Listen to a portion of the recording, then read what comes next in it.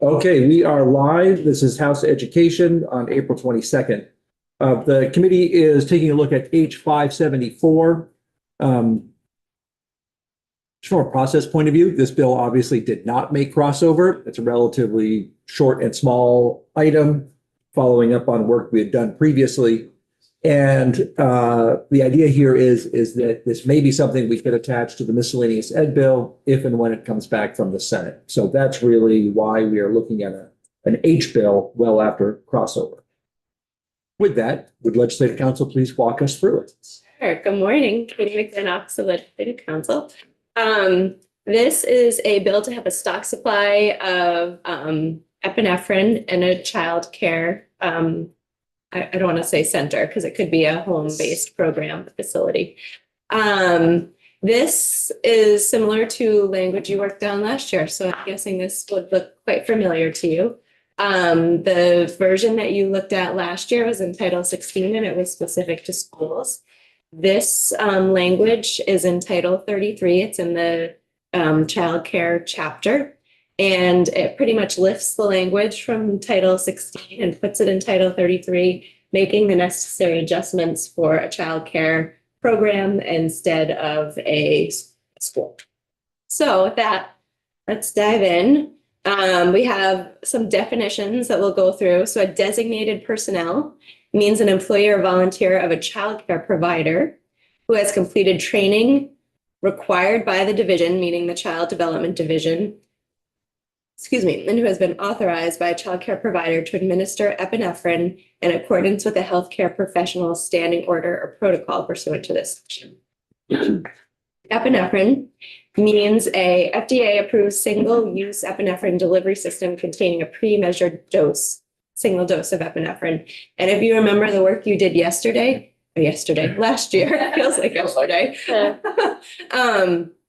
This definition is really what brought the bill to this committee initially, because prior versions had talked about an EpiPen, and the committee learned that there were other ways to administer epinephrine, including the nasal spray. And so the term epinephrine was made, the definition was made broader to include those multiple ways of administering epinephrine. Healthcare professional means a physician, an APRN, licensed to prescribe drugs and medical devices, or a physician assistant, also licensed to prescribe drug and medical devices. And then we jump into our language. A healthcare professional may prescribe epinephrine in a child care provider's name, which may be maintained in a child care facility for use as described in D that we'll look at later. The healthcare professional shall issue to the child care provider a standing order for the use of epinephrine prescribed under this section, including protocols for the following: recognizing whether an individual is experiencing a potentially life-threatening allergic reaction, administering epinephrine to an individual experiencing a potentially life-threatening allergic reaction, caring for an individual after administering epinephrine, including contacting emergency services personnel and documenting the incident. In subdivision D, disposing of used or expired epinephrine. In subdivision 2, a pharmacist that's licensed pursuant to Title 26 or healthcare professional may dispense epinephrine prescribed to a child care provider. In subsection C, that child care provider may maintain a stock supply of epinephrine on the premises. A child care provider may enter into arrangements with epinephrine manufacturers or suppliers to acquire the products for free or reduced or fair market prices. In subsection D, the child care provider may authorize appropriately trained designated personnel to administer prescribed epinephrine to a child according to a plan of action maintained at in the child's health records on file with the child care provider. In subdivision 2, administer epinephrine in accordance with the protocol issued under subsection B to a child or other individual at the facility if the designated personnel believes in good faith that the child or individual is experiencing anaphylaxis regardless of whether the child or individual has a prescription for epinephrine. Top of page 4, subsection E, a designated personnel a childcare provider, and a healthcare professional that's prescribing epinephrine to a childcare provider shall be immune from civil or criminal liability arising from the administration of epinephrine under this section, unless the person's conduct constituted intentional misconduct. Providing or administering epinephrine under this section does not constitute the practice of medicine. In subdivision F, the division, in consultation with the Department of Health, shall adopt rules pursuant to Title III for managing children with life-threatening allergies or other individuals with life-threatening allergies who may be present at the childcare facility. Excuse me.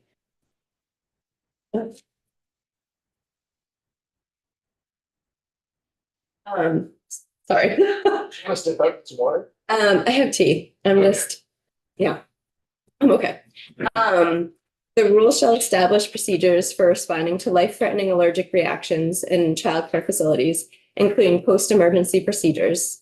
The rules will will implement a process for childcare providers and the parents or guardians of children with life-threatening allergy to jointly develop a written individualized allergy management plan of action that incorporates instructions from the child's healthcare professional regarding the life-threatening allergy and prescribed treatment that becomes part of the child's health records that are maintained by the childcare provider and that's updated annually. Furthermore, the rules would require education and training for childcare providers and designated personnel, including training relating to storing and administering epinephrine and recognizing and responding to a life-threatening allergic reaction. And lastly, require each childcare provider to make publicly available protocols and policies developed in accordance with the rules adopted by the division under this section. So that's it. Takes effect July 1, 2026. And it is very similar to what you worked on last year, but for a different setting, obviously. So this seems like it's actually a lot more than what we did last year in the sense that, like, and I have to go back and look and see what we did last year, but is this essentially the same? Here's my bigger question. Yeah. Is this establishing a procedure that didn't previously exist? Yes, So childcare providers. childcare providers have never had sort of the ability to administer epinephrine? They don't have the ability to do a stock supply, maintain a stock supply, and have that standing order from a physician or an APRN or a PA. So in that sense, it's different. What is the same is that it is the same system that is in place for schools. Right. And the work we did last year, I thought was mainly just focused on expanding from EpiPens to whatever form of delivery method there was, as opposed to Starting it. I see what you're saying. Yeah. So last year you were amending an existing statute. This year, if you moved forward this, you would be adopting the same structure in a new setting from scratch. So you're not just expanding the type of epinephrine that could be on stock supply at a childcare facility. You're allowing the stock supply there. nowhere in here does it say education or school or anything. I have a germane issue that we may have to think about, whether it's germane to a miscellaneous education bill. I don't know if you have a reaction to that. And I have a proposed solution to that. When I was refreshing my memory, I mean, it's been a while since I wrote this bill, and I was wondering how it had ended up here. There is a child care licensure bill that is moving. Well, I don't know if it's moving, but it's under consideration right now. It's come from the Senate and it's being discussed in GovOps and Human Services. So potentially, if this is something that the various committees wanted to move, that would be a vehicle. The other thing I would see, or I would throw out there and for your reaction is, could we include language in here that talked about pre-K? Oh, Which would then make it a little bit more within our jurisdiction. Because it just says childcare. Yeah. Oh, meaning that this would apply to a pre-K program? which Yes. sometimes double as childcare. Yeah, that I'd have to think that through. So so there are sort of pre-K, well, yeah, you probably will need to think that through. Well, I'm thinking, so if they're public, then they're already covered. Exactly, If that's, they're private, then this would cover them, I would think, as it's drafted now. I don't think you'd have to say anything specific about the type of programming at the childcare facility. I know we wouldn't have to, but in order to make it germane to the miscellaneous ed bill. Let me think about it. Okay, yeah, please do. Yeah. Case, go ahead. So when I was looking through this bill, I had the same question. And then when I looked at Title 33, Chapter 35 for childcare, subchapter for childcare facilities. The bill mentions a lot of childcare facilities, and I was hoping to get a better definition, which is kind of why I ended up here. But in that section, it says after school. So it talks about childcare facilities Mhm. and then those that are exempt. And then the exemption has to do with the licensure or the registration, as it talks about childcare facilities. But if we go down to number 5, an after-school program that serves students in one or more grades from kindergarten through secondary school, blah, blah, blah. These are exempt, but because it's mentioned in here, my thought was it kind of pertains to that, because if we look at epinephrine and how it's going to be administered, if we look at childcare facilities as it's defined in 33, Chapter 35, I think that the schools might fall under that, because all it's saying is they're not required to have the licensure. But to me, this says that they could be considered a child care facility. Are you in the rule? I'm sorry. You're in this, 3502, the And definition. so that was just based on my understanding. And then looking at the This is testimony, 21st and then century. you're concerned with pre-K, I wonder if there's something that we should put in there that's specific for training for those individuals between the ages of 0 and 4, because that seemed to be some of the concerns from the testimony. And if that would cover, so if this is going to include our schools, then that could cover the education piece as we look at the pre-K, ensuring that the training is sufficient for those from 0 to 4, which seems to be the bigger concern in here. So the language you're looking at says that unless you're exempt, a person operating a childcare facility has to have a license or a registration from CDD. And then the exemption that you're referring to is an after-school program that serves students in one or more grades from K through secondary school that receives 21st century funding and is overseen by AOE, unless the after-school program asks to participate in the childcare subsidy program, unless it participates in CCFAP. An after-school program that is receiving 21st century is exempt from CDD regulation. An after-school program that's receiving CCFAP is not exempt. Many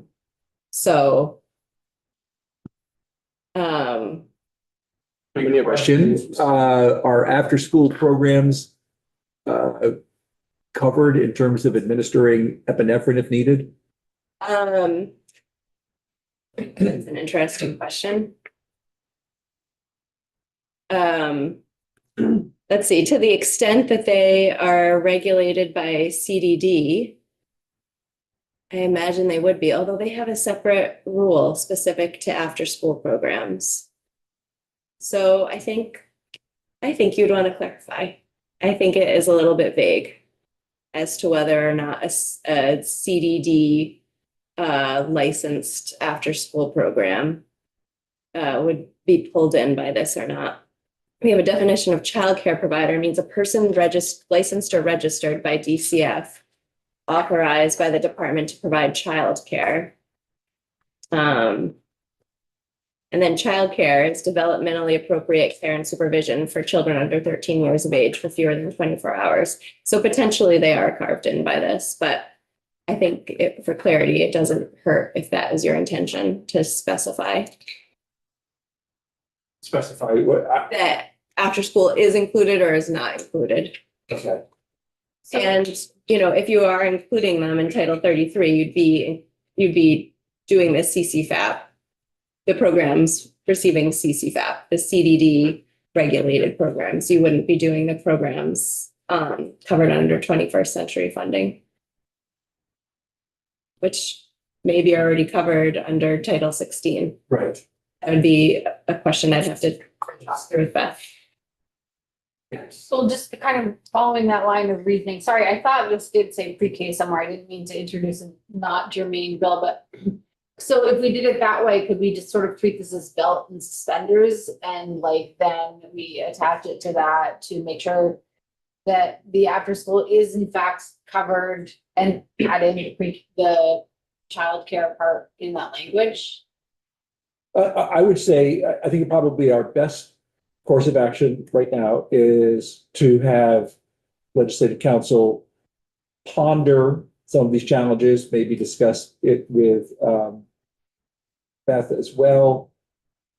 And I guess with the understanding I would say we've got a number of challenges here. One, germaneness.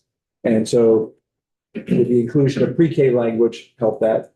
But two, I think it's probably an interesting question as to where does after school fit into this?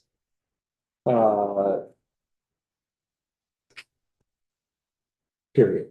Mhm. And could it or should it? Mhm.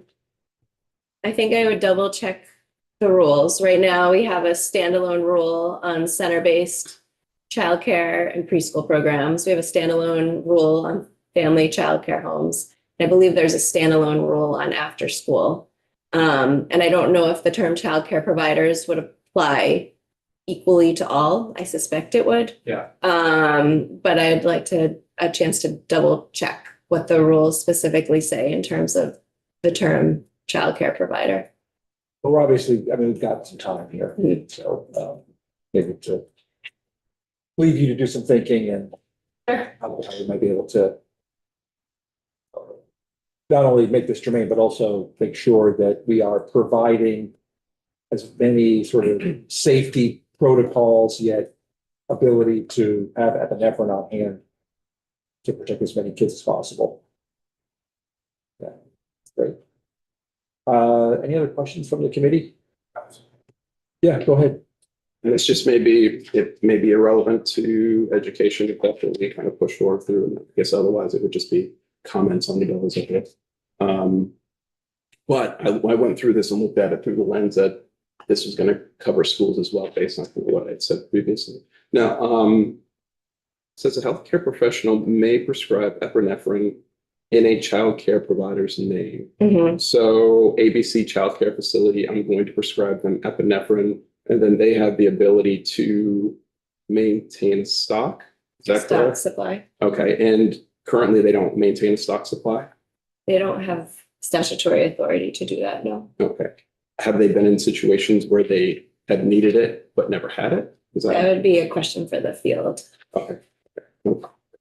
And let me just clarify that currently, like a kid can bring in, or a parent can bring in epinephrine for their child. But it's the provider holding on to some that is not prescribed in a particular individual's name that this allows for. So then, is it may dispense epinephrine prescriber. Okay, yeah, that part I understand. Appropriately trained. Now, I guess when we talk about appropriately trained and designated personnel, that I just kind of wanted to ensure that, you know, we're ensuring that those people who are trained to prescribe are in fact trained specifically for the 0 to 4 range, which covers pre-K. And again, that just seemed to be a big concern, even with the individual who suffered the catastrophe with this child. The other, I guess that's not, is that subsection here, right down here? So administer epinephrine in accordance with the protocol issued under subsection B of this section to a child or other individual at a child care facility. So if I am visiting that child care facility and then I have an episode or I have an allergic reaction, does this give the facility the authority or the ability to administer Yes. epinephrine to me? If you're a visitor at the childcare facility and the person who's been trained believes in good faith that you're experiencing anaphylaxis, they could administer something from the stock supply to you. So anyone on the property at any point in time. Okay. No, I understand.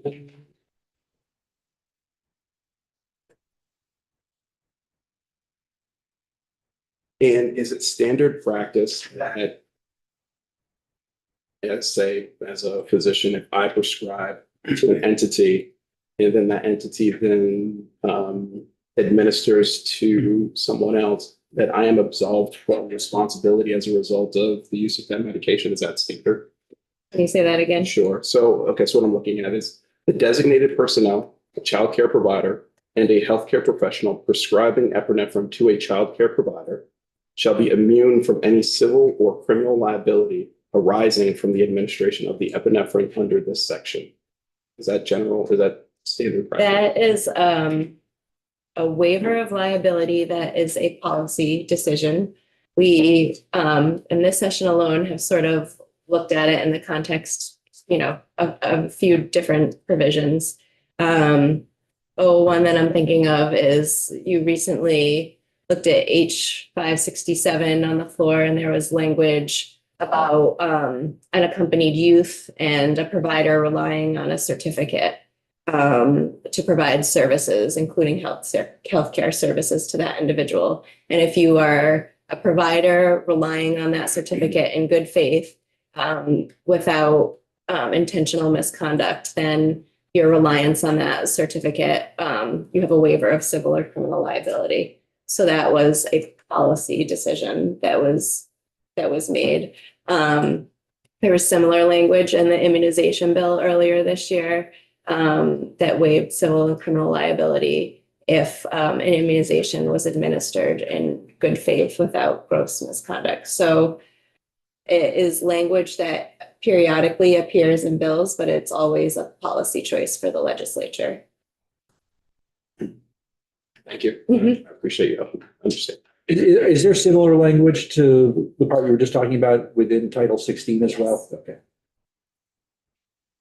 As we talk about this, it makes me wonder about epinephrine. If someone is administered epinephrine and they thought they needed it, because they thought they were having some sort of episode, but in actuality, they didn't, and they were administered this, is it harmful for someone who actually received it but didn't need it? I don't know if that's, I don't know. it's just something that came to Answer mind. it. Is it That's harmful? Exactly my question.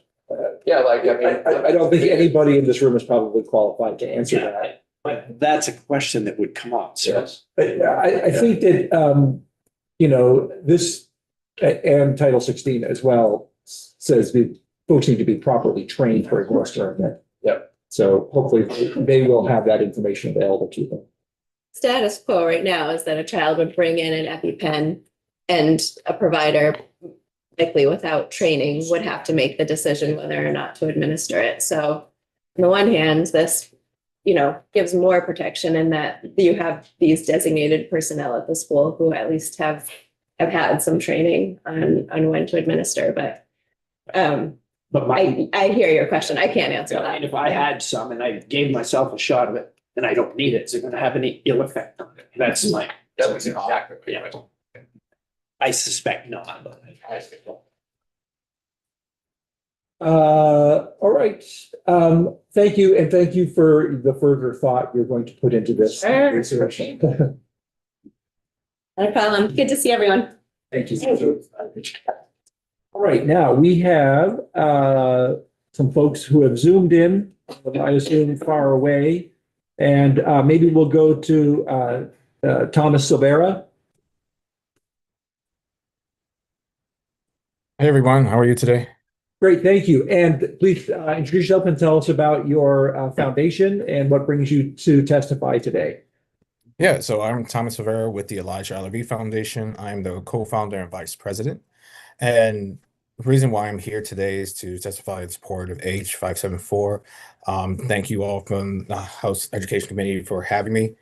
One of the things I want to specify is that, H 574 is an act relating to the use of maintaining epinephrine at a childcare facility.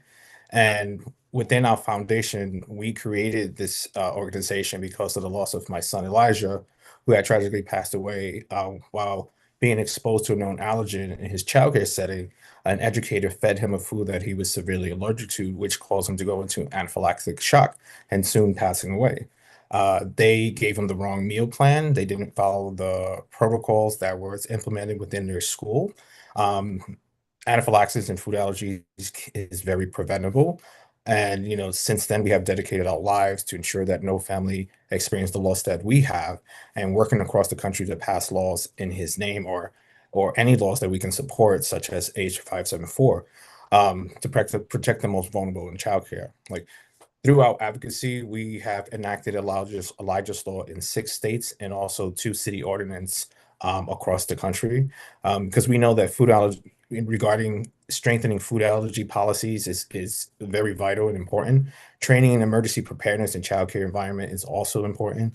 And yet, like one critical gap remains, which is made like children, particularly those ages from 0 to 4, experience their first allergic reaction in childcare centers, also because they're introduced to new foods.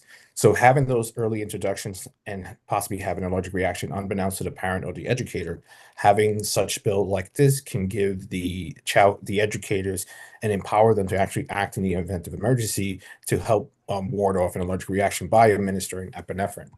So one of the things, and this is why, I've been speaking. Yesterday, I was in Albany testifying for strengthening my own bill that I put forward that was passed in 2019 and just adding a more ironclad to that.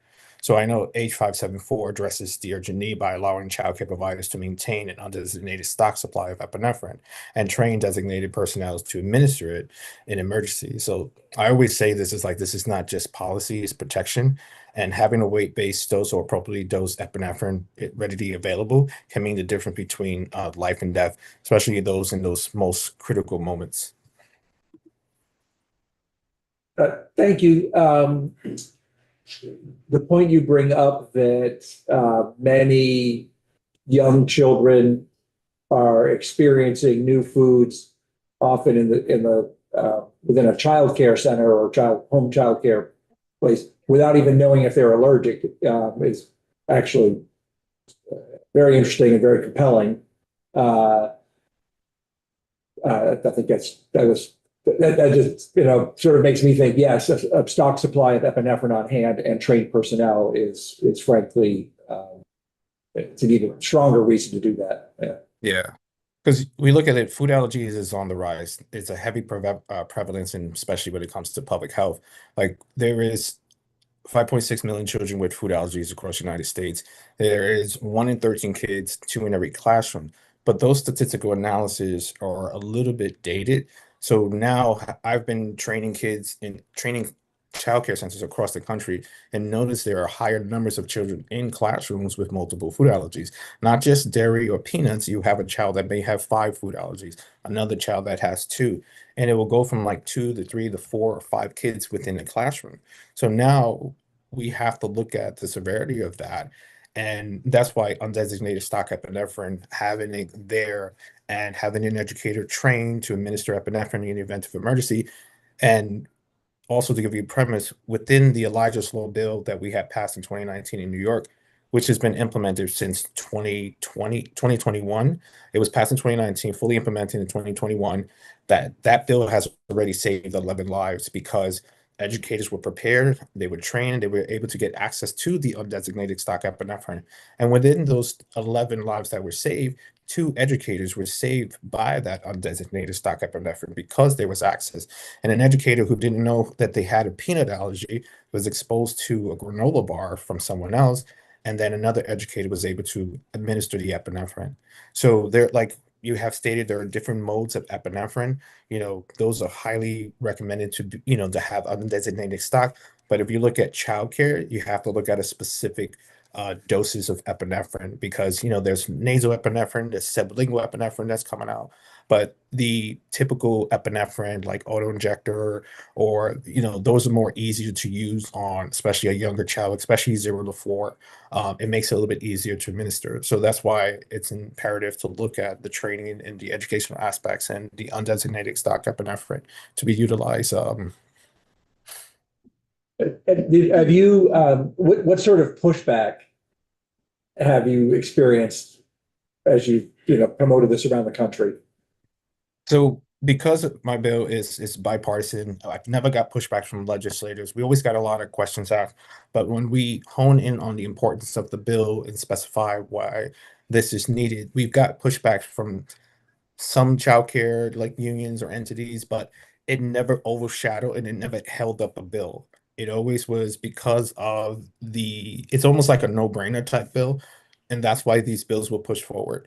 We've passed it in New York, Illinois, Virginia, Maryland, California, and Arkansas. We just passed a New York City ordinance in December, which mandates all schools from childcare to 12th grade that they have to carry two undesignated stock epinephrine and also train. And that bill was part of the Department of Health and Mental Hygiene, but it wasn't, it was just only this basic, but we actually codified it into a law in December, which protects from all grade levels. So right now, with the bill in New York, we are strengthening that bill just to close a gap with the access to epinephrine. The bill is a mandate, but there was an opt-in, opt-out option within the bill, and the bill has been very successful. So we're removing that opt-out option and making sure that we just have both the city and state to kind of like work hand in hand with each other. Yeah, but we really haven't had any pushbacks really that kind of like held up our bill, because they see the importance of having something like this. And again, food allergy prevalence is on the rise and is affecting not just a lot of kids, but also adults as well. So as I stated, and then 2 educators were safe because unbeknownst to them of their allergens in the childcare center. There was a medical question here, which you may have an anecdotal answer to. If epinephrine is mistakenly administered, is that a high risk, low risk, not a big deal? None of us. It's yeah, no, I saw that. I was like raising my hand when I heard that. So epinephrine, our body produces is naturally. It's one of the adrenal response that we have within our body. It's the fight or flight type thing. So when administering epinephrine by accident, say if the assumption is a child may be having an allergic reaction and you administer epinephrine, it will give them the jitters, a little fast heart rate, but it's not harmful where it's, but I always say is if that happens, always make sure you call 911, have them go to the hospital and be monitored. I think with any standard practice, even when it comes to first aid in the school, if a child falls, bump their heads, you don't just put a Band-Aid and just let them keep playing. You want to make sure you call 911 and have them go seek, medical attention. But it's not going to harm you or kill you. It just may give you the shakes a lot from that. Other questions, committee members? Great. Thomas, thank you very much for joining us and providing your testimony. Very helpful. Thank you. No, I appreciate that. Thank you. Great.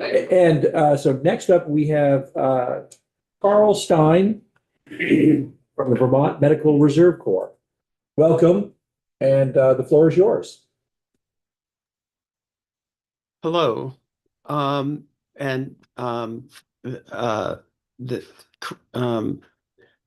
last speaker was great. I'm blanking on the name. All right.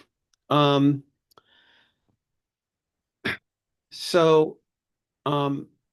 am a retired educator, principal, advanced EMT. I work with the Medical Reserve Corps as their volunteer coordinator and trainer. And I thank you for allowing me this time to talk with you. I would like you to imagine that you are visiting your grandchild's preschool. You're on the playground and with us, and when suddenly a child screams and holds their neck. Within minutes, her face is turning red. She is suddenly having problems breathing and her neck is swelling. You yell for help to the teachers and staff. Call 911, get an EpiPen. They look at you with real fear in their voice and faces and say, we don't have one. This is not a story. This is a real event. And that is the problem. Anaphylaxis can occur without warning. The children most at risk are under age 5. Epinephrine is the only first-line life-saving treatment. Benadryl does not stop anaphylaxis. When we delay epinephrine, we increase the risk of death. We prepare for asthma.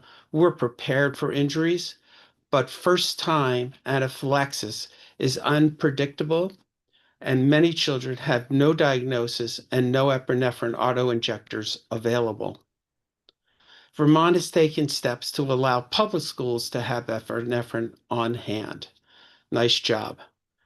But children's settings, but childcare settings are not always all equally prepared.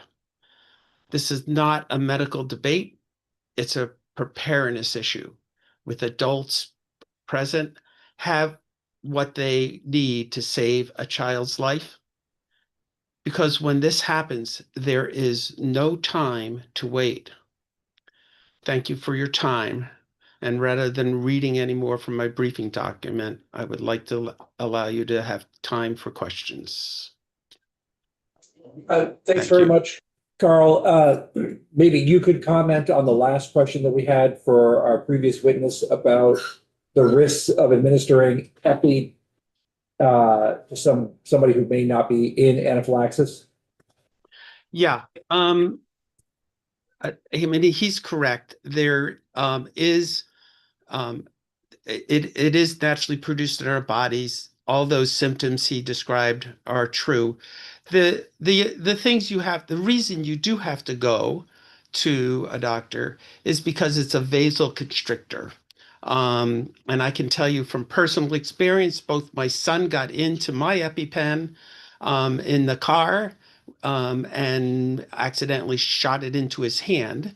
And I was accidentally stuck when someone put a real EpiPen into a trainer case, and I was testing them. The thing is that you do need to be checked out, especially when it's in a part of the body that it's not intended to, like a hand or because it can cut off circulation. There's nothing they can do about that other than rub and massage and keep warm the hand. But beyond that, we tell people, when in doubt, give it, because it's not going to do significant harm. In fact, the training is if you only have an adult EpiPen or epinephrine auto-injector, and you don't have a child, give the child the epinephrine, but tell the EMS when it arrives and the parents that you did give an adult dosage, because they can address that issue. The timing and how long before they give the second one. And that's something important to understand. One EpiPen in rural Vermont is not good enough. It only lasts 15 to 20 minutes max, and then you're going to need another one. Did that answer the question? Very much. Yeah, thank you. Thank you. Other questions from committee members? All right, Carl, thank you very much for taking a little bit of time out of your day and speaking to us about this. We appreciate it. Thank you. All right. All right, so committee, we will let legislative council do some pondering about how we can write this so that it's appropriate and germane to a miscellaneous ed bill. I also think we've maybe uncovered something about, like, is after school covered? Should they also have undesignated stock of epinephrine?